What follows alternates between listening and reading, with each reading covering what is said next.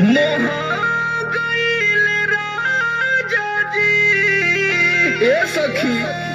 हर लाली लिपस्टिक लगावत रहनी मोहा गईल राजा जी हर चौके में लगल के हुनिया कहाँ गईल राजा जी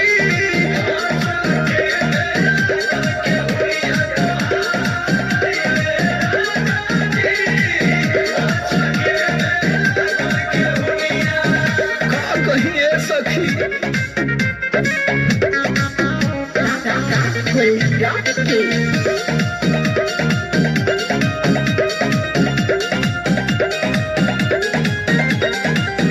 केतनो मनाई चोन्हाई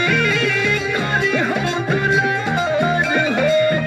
करी हम दुलार सखी करी हम दुलार से जिया उपासे रहे करे नाही प्यार हो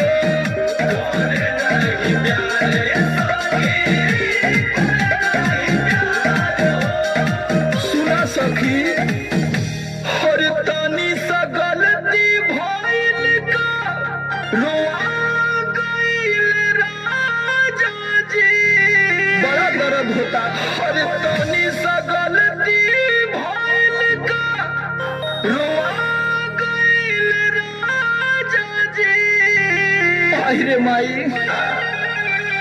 हर चके में लगल के हुनी